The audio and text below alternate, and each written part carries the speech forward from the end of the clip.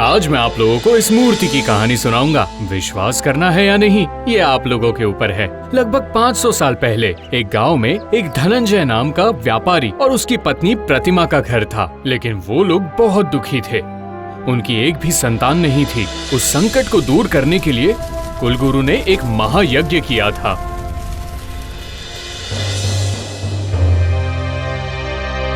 वाह, मैं आशीर्वाद देता हूँ तुम्हें संतान की प्राप्ति होगी। एक बहुत ही तेजस्वी और अद्भुत शक्ति वाले पुत्र को तुम जरूर जन्म दोगी। वाह, कितनी अच्छी खुशखबरी दी है गुरुदेव। इतने दिनों के बाद कोई मेरे वंश की रक्षा करने के लिए आएगा। मैं कुछ बातें सिर्फ तुम्हारी पत्नी प्रतिमा के साथ करना चाहता हूँ।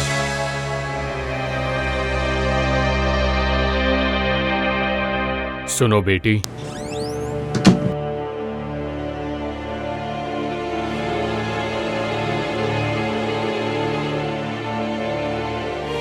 ये चीज संभाल कर अपने पास रखना।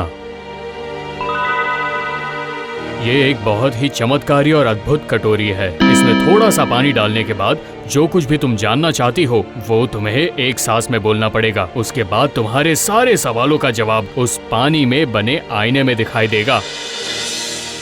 जो आ गया गुरुदेव। लेकिन तुम्हारा बेटा सत्यार्थी होगा, मतलब वो जो कुछ भी बोलेगा सब वैसा ही होगा। लेकिन सावधान,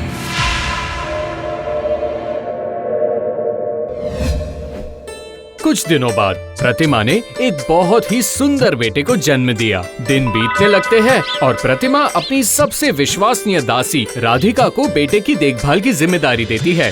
मालकिन, मालिक ने आपको अभी तुरंत बुलाया है। लेकिन रवि तो यहाँ खेल रहा है। तो क्या हुआ? इस समय बगीचे में वैसे भी कौन आएगा? अच्छा ठीक है, लेकिन तुम यहीं पर रहना। मैं यूँ गई और यूँ आई, ठीक है?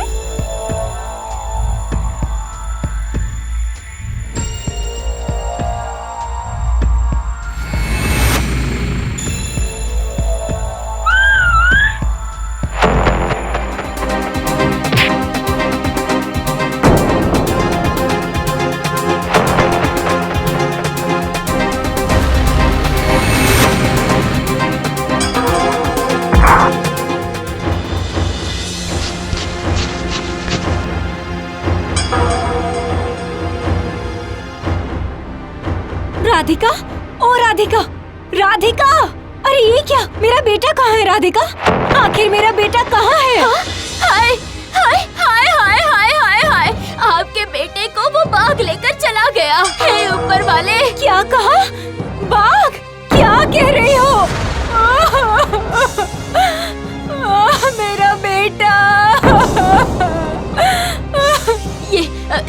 ये देखिए पैरों के निशान। ये कितने ज्यादा नुकीले हैं। अरे अरे अरे बाप रे बाप रे!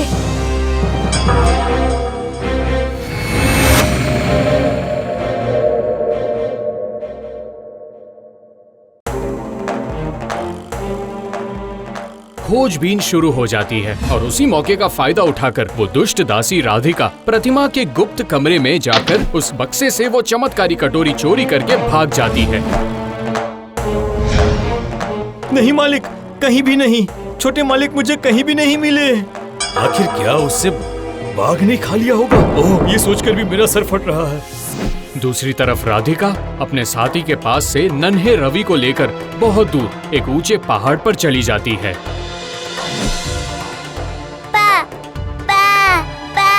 तुम तो बहुत अच्छी तरह बोलना सीख गए हो बच्चे। पिताजी नहीं, बोलो घर चाहिए, बोलो घर चाहिए।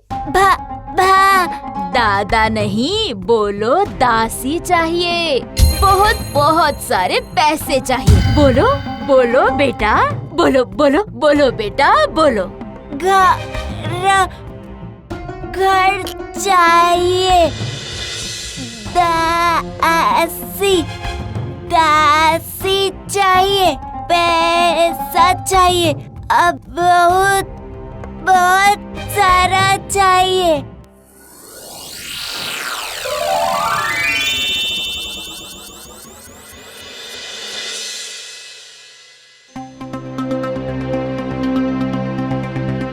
धीरे धीरे दिन गुजर जाते हैं। व्यापारी का बेटा बड़ा हो जाता है। अब उसकी उम्र 15 साल हो चुकी है। एक दिन उसे एक बहुत ही अद्भुत चीज दिखाई देती है। आधी रात में दासी राधिका एक दिया अपने हाथ में लेकर दबे पांव महल के एक गुप्त कमरे में प्रवेश करती है और उसके बाद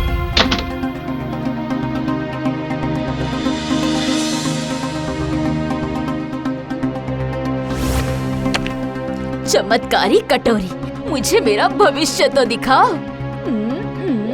हाँ?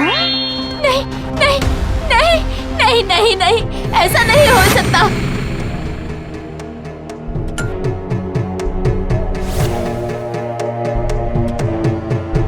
मौसी, उस कटोरी को आपने ऐसे छुपा कर क्यों रखा है? तुमने क्या देखा? हाँ, बंद कमरे में वो कटोरी? तो तुम मुझ पर नजर रख रहे हो?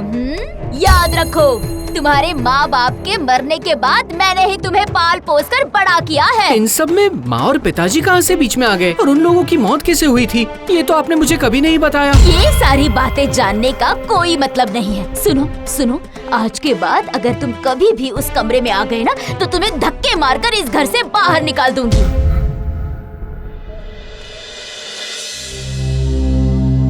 खुद का भविष्य सुधारने के लिए राधिका ये फैसला करती है कि वो रवि को मार डालेगी। इस काम में उसकी मदद करने के लिए वो अपने पुराने साथी के पास खबर भेजती है।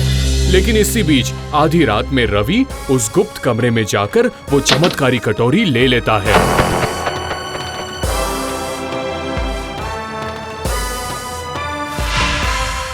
मेरे माता पिता कौन है? मैं उन्हें देखना चाहता हूँ। अरे ये क्या?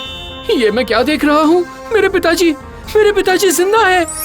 अब मैं अपनी माँ को देखना चाहता हूँ। मेरी माँ, ये रही मेरी माँ। लेकिन मौसी ने मुझसे कहा था कि मेरे माता पिता सभी मर चुके हैं। मौसी, मौसी, मौसी, मौसी! आखिर हुआ क्या है? इतना चिल्ला क्यों रहे हो? मेरे पिताजी जिंदा है। मेरी माँ भी जिंदा है। इसका मतलब आपने मुझे बताइए कि आखिर मेरे साथ ऐसा क्यों किया? आपने क्यों किया ऐसा? क्या? हाँ, मैंने तुम्हें चुराया था। ठीक किया था। अपनी पूरी जिंदगी भर अब मैं सिर्फ पैर के ऊपर पैर रखकर खुशी खुशी अपना जीवन बिताऊंगी, समझे? उसकी आज्ञा मानने के लिए मेरा जन्म नहीं हुआ है। आप दुष्ट हो, आप लालची हो। आपके दिल की तरह आप भी पत्थर की ही बन जाओ। नहीं नहीं नहीं नहीं। देखते ही देखते राधिका एक छोटी सी पत्थर की मूर्ति बन जाती है।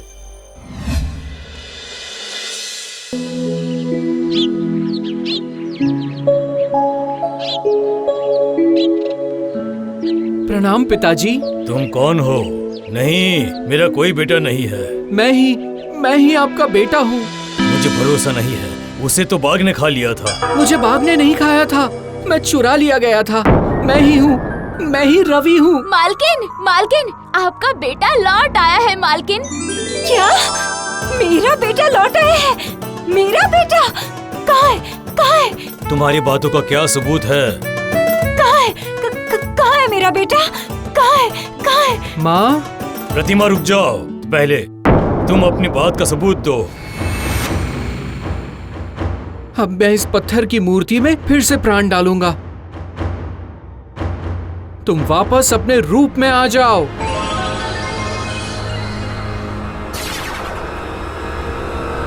अरे ये तो बड़ी अजीब बात है। हाँ जी, गुरुदेव हमारे बेटे की इसी अद्भुत शक्ति की बात बता रहे थे। हमारी जिंदगी की सभी परेशानियों की वजह यही है। राधिका, विश्वासघाती। मुझे माफ कर दीजिए, मुझे छोड़ दीजिए, मुझे माफ कर दीजिए, दया कीजिए, मुझे कोई माफी नहीं मिलेगी। तुम्हारे इस अपराध की कोई माफी नहीं है। रवि, तुम फिर से अब पत्थर की बन जाओ। नहीं नहीं। हमारे दुख के दिन बीत गए बेटा।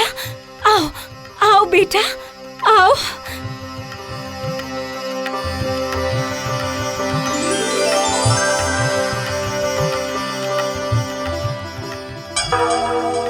सारी मुसीबत की जड़ मेरी ये शक्ति है माँ। मैं चाहता हूँ कि मेरी ये शक्ति नष्ट हो जाए। उसके बाद से रवि की वो अद्भुत शक्ति नष्ट हो गई और वो अपने माता और पिताजी के साथ साधारण जीवन व्यतीत करने लगा। राधिका पत्थर की मूर्ति बनकर टीले के ऊपर पड़ी रहती है।